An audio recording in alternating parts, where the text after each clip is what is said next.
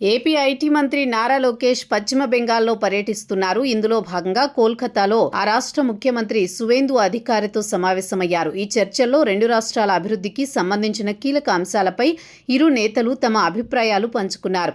పరిపాలనా సంస్కరణలు, పేదలకు సంక్షేమ పథకాలు చేరవేయడం, ఆధునిక సాంకేతిక పరిజ్ఞానాన్ని వినియోగించుకోవడం, ఆర్థిక ప్రగతిని సాధించడం వంటి అంశాలపై ప్రధానంగా సుదీర్ఘంగా చర్చించారు. ఏపీ అమలు చేస్తున్న సరికొత్త పారిశ్రామిక డిజిటల్ విధానాలను ఈ సందర్భంగా లోకేష్ వివరించారు.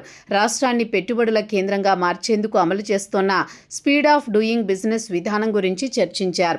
తక్కువ సమయంలోనే పారిశ్రామిక అనుమతులు ఇచ్చే వ్యవస్థ గురించి వివరించారు. అలాగే డిజిటల్ గవర్నెన్స్ ప్రాధాన్యతతో పాటు రియల్ టైం మానిటరింగ్, అర్హులకు సంక్షేమ పథకాలను ఎలాంటి మధ్యవర్తులు లేకుండా పారదర్శకంగా నేరుగా అందించే విధానాలను కూడా తెలియజేశారు. ఏపీ, పశ్చిమ బెంగాల్ మధ్య విభిన్న రంగాల్లో పరస్పర సహకారాన్ని పెంచుకోవడంపై ఈ భేటీలో సానుకూల చర్చలు జరిగాయి. మత్స్య పరిశ్రమ, ఎగుమతులు, సంస్కృతి, పర్యాటకం వంటి రంగాలలో ఇరు రాష్ట్రాలకు అపారమైన అవకాశాలున్నాయని లోకేష్ పేర్కొన్నారు. ఈ రంగాల్లో పరస్పర సహకారాన్ని కోరారు. దీనివల్ల అటు బెంగాల్, ఇటు ఏపీకి ఎంతో మేలు జరుగుతుందని వివరించారు.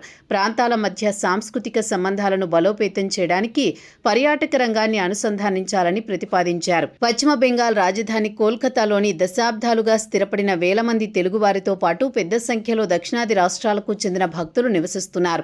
వారికి తిరుమల శ్రీవారి దర్శన భాగ్యం మరింత సులభతరం చేసేందుకు కోల్కతా లేదా శివారు ప్రాంతాలలో తిరుమల తిరుపతి దేవస్థానం ఆలయ నిర్మాణానికి సహకరించాలని ఈ సందర్భంగా నారా లోకేష్ ప్రత్యేకంగా సువేందు అధికారిని విజ్ఞప్తి చేశారు. టీటీడీ ఆలయాన్ని నిర్మించేందుకు అవసరమైన స్థల కేటాయించాలని కోరారు. పశ్చిమ బెంగాల్లో శ్రీవారి ఆలయం నిర్మించడం వల్ల రెండు రాష్ట్రాల ప్రజల మధ్య ఆధ్యాత్మిక సంబంధాలు మరింత పటిష్టమవుతాయని ఆయన ఆశాభావం వ్యక్తం చేశారు.